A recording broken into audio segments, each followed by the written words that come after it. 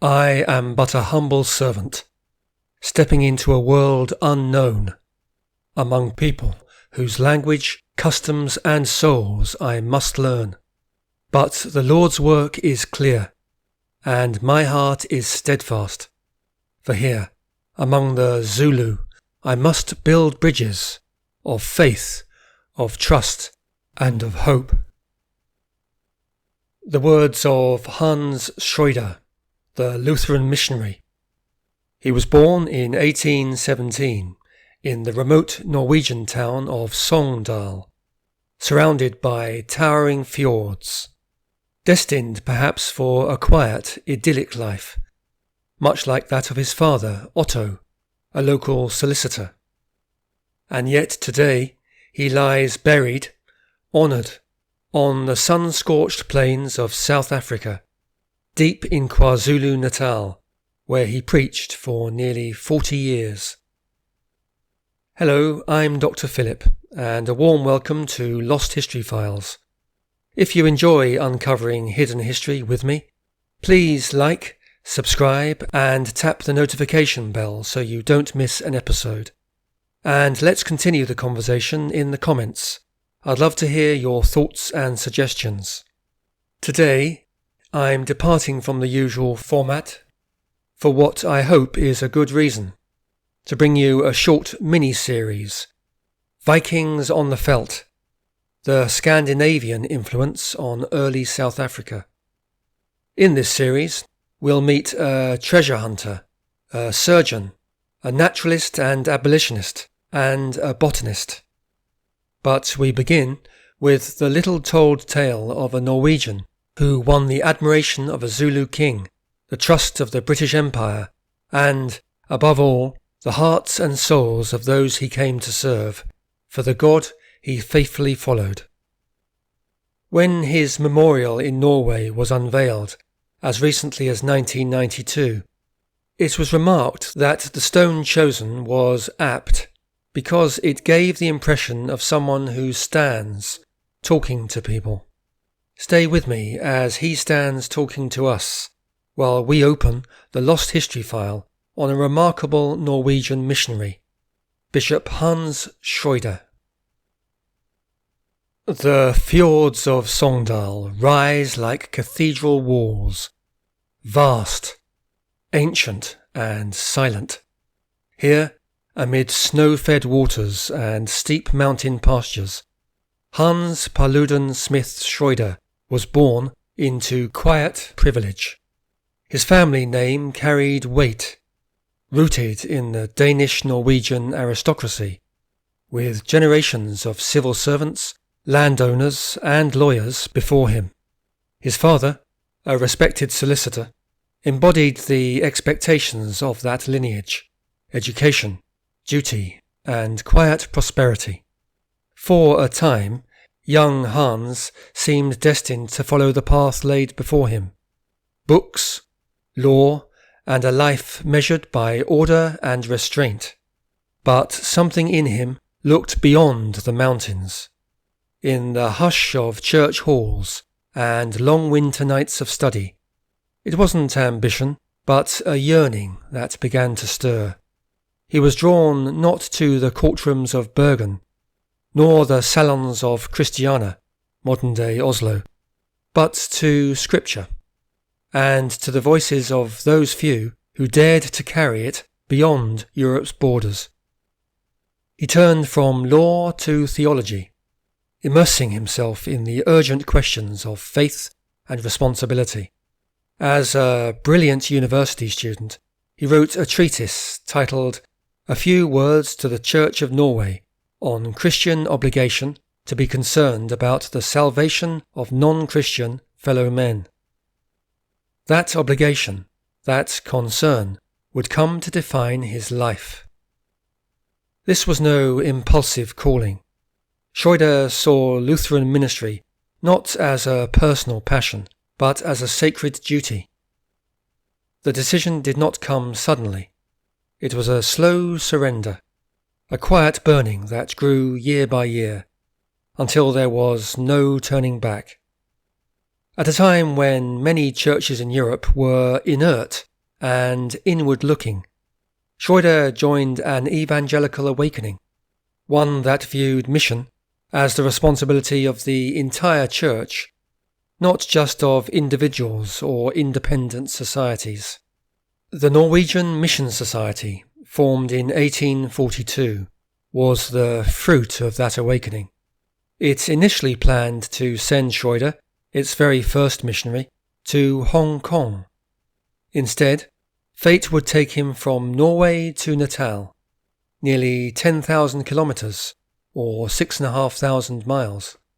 The impulse to go was spiritual, but the backdrop was also cultural. This was an era when Norwegians were venturing out into the world. Polar explorers like Nansen and Amundsen would become national heroes. Many emigrated to America. South Africa too was seen by some as a kind of rugged frontier, a place of promise, danger, and new beginnings. In this trail-blazing climate, missionaries like Schreuder became role models even beyond religious circles. More than 20 years into his ministry, in 1866, Schreuder was consecrated as Bishop of the Mission Field of the Church of Norway. His return to Norway with his wife was marked by national celebration. Thousands attended the consecration. The Prime Minister hosted the couple at a lavish banquet. The King of the Union of Sweden-Norway sent gifts. The press, both national and regional, extensively covered the couple's 3-month tour. Poets wrote eulogies, hailing Schreuder as a great Norwegian pioneer. But it was likely a brief and welcome respite for Schreuder. The poems romanticised. The reality on the veldt was far harsher, and not all the hardship came from the Zulu side. Within the wider South African missionary landscape, Norwegian missionaries were often seen as the poor relations. They had far fewer resources than their British and American counterparts. Their housing, clothing, and living conditions were sometimes mocked. Unlike British missionaries, they couldn't afford expensive gifts to Zulu kings, a fact that limited their influence. And they weren't backed by a colonial power. They lived and worked far from the main centres of colonial administration. Their status was ambiguous. White but poor. European but non-colonial. Christian, yet, especially in Schreuder's case, deeply immersed in African life. One colonial official, using the language of the day, referred to Schreuder as Old Schreuder, who is really more than half a Kaffir, an offensive term, but telling of how Norwegian missionaries were perceived, outside the colonial elite, and sometimes even outside their own race and class expectations. Even within the Norwegian Mission Society, tensions could run deep. They were saints, but they were also human, and humans, especially in hardship, can be hard on each other. As one historian has observed, there was a combination of religious sincerity and meekness in the spiritual sphere, and strength in the secular. The missionary was meek before God and mighty before men. Tensions often flared between the demands of manual labour on their small farms and the calling to preach, what someone has referred to as the struggle between the plough and the word. Several missionaries resigned or were dismissed for devoting too much time to practical work at the expense of spiritual duties. One was even dismissed for trying his hand at prospecting on the side. But let's return to the beginning. Schreuder first arrived at Port Natal, now Durban, on New Year's Day, 1844. His mission? To bring the gospel to the Zulu people. The southern summer wrapped the land in heavy, unrelenting heat. Guided by advice from fellow missionary Robert Moffat, a Scotsman, Schreuder travelled north, crossing the mighty Tugela River into Zululand, the heart of the Zulu kingdom. Twice he failed to gain permission from King Mpandi to enter the kingdom, but on the third attempt he was successful, thanks in no small part to healing the king from an illness. It was a breakthrough that changed everything. Schreuder became the first missionary of any nationality to settle in Zululand permanently, the first to carry the gospel not merely as a visitor, but to dwell among people foreign to his language, his customs, and his world. Moffat had done much the same north of the Orange River, forging a friendship with Umzilikazi, the Matabele chief. Schreuder's approach was similar, patient and respectful. Through years of steady effort, Schreuder founded his first mission station at Umphumelo in 1850, followed by Empanageni and Entumeni by the early 1850s. Joined by a growing number of fellow missionaries, he had established a network of 12 mission stations across Zululand. And yet, political unrest and the king's early refusal to allow his people to convert meant that progress was painfully slow.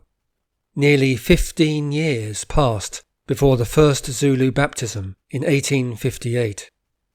How often in those long and lonely years must Schreuder's thoughts have drifted back to Songdal, to its stillness, its familiarity, and the cold, crisp air of home.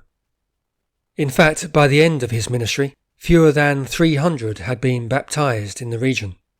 It was not until 1893 that the first Zulu clergyman, Simon Ndela, was ordained.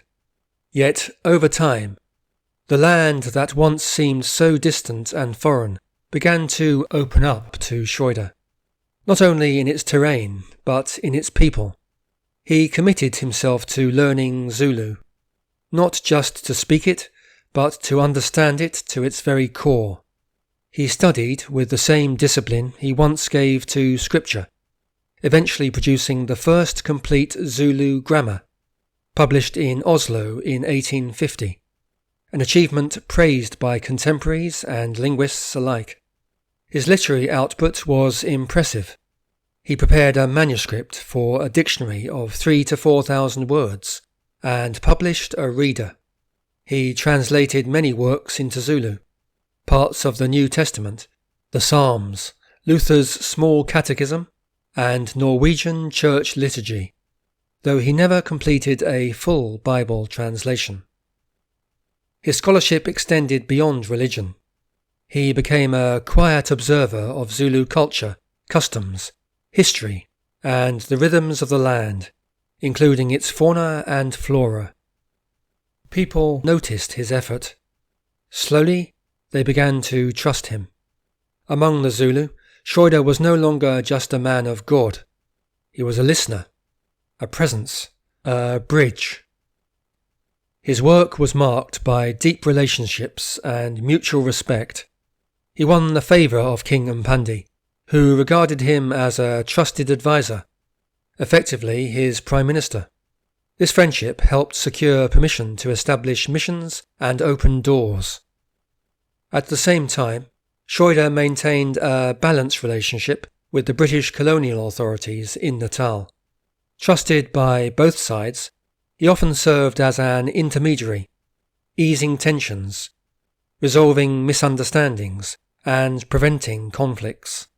He didn't see missionary work as an extension of imperial power, but as a spiritual calling transcending politics. When Umpandi's son, Cetshwayo, took power, relations became strained. Cetshwayo wanted missionaries to leave Zululand. Yet Schreuder remained mediator with the British colonial government. In 1873, Theophilus Shepstone, British Secretary for Native Affairs, formally installed Cetshwayo as Zulu king. An important part of the ceremony was the king's full assent to new laws. The first, that his indiscriminate shedding of blood must cease. During the Anglo-Zulu War of 1879, Schreuder advocated for peace and refused to take sides. he declined a request from Sir Garnet Wolseley, commander of British forces, to spy on the Zulus. He wanted not the king's overthrow, but the end of his reign of terror. Schreuder's neutral stance eventually exasperated Wolseley, who wrote, "Bishop Schreuder left this morning. I am glad to get rid of him. He was of no use, and I distrusted his judgment." Yet Schreuder remained loyal to his calling, a servant of the Church and Gospel, marked by humility, moral integrity, and a deep sense of mission as spiritual duty. What of domestic life on the veldt? In 1858, Schreuder married Jacobina Löwenthal, his close and loyal companion through years of hardship.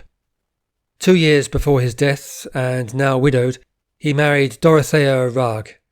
Both marriages were childless. For Norwegian missionaries, marriage was not a personal choice. It required approval. Even courting required permission from superiors. The women's faith alone was not enough. Their mental health and physical strength were both carefully assessed to ensure that they could endure mission life. Usually, missionaries spent 2 years preparing a home before their wives joined them. Many married into the upper class, daughters of prominent Norwegian Mission Society members. For them, mission work was also a step up the social ladder, though not for the semi-aristocratic Schreuder. Mission work was seen as a masculine undertaking. Still, the role of women, both European and African, was vital. Mission reports often highlighted the suffering of indigenous women, not only to show their need, but also to inspire compassion among women back home in Norway. After all, 2/3 of the Norwegian Mission Society's income came from the tireless volunteer work of Norwegian women. Interestingly, more Zulu women than men converted to Christianity, a pattern partly reflecting how mission stations served as refuges. Some women sought shelter there to escape forced marriages. Schreuder's work extended beyond the Norwegian Church.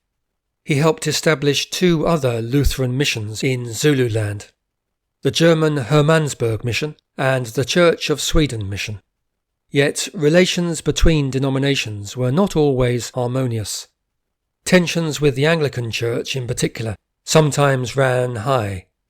Schreuder often lamented the lack of coordination in Zululand, where overlapping efforts by rival missions sowed confusion and division, weakening rather than strengthening the Christian cause. In his final years, Schreuder continued his work at the Njumeni mission station, land gifted to him by King Umpandi in recognition of his service. He died at the mission station of Untunjambli in Natal on the 22nd of January 1882, leaving behind a legacy of dedication, scholarship and bridge building. Schreuder's life story is not one of conquest or dominance, but of humble service, marked by genuine respect for the Zulu people and by balanced relationships with colonial authorities. He laid vital groundwork for the Christian mission in southern Africa, blending faith, cultural understanding and integrity. In truth, he could be a hard and difficult man, but the verdict of those who knew him was glowing. Josiah Tyler, a veteran American missionary, called him the most remarkable missionary we have had in South Africa, and Anglican Bishop John Colenso, the first Bishop of Natal, described him as one of the most experienced, devoted and learned missionaries. History may have misplaced his name, but Schreuder's story still holds the power to intrigue and inspire.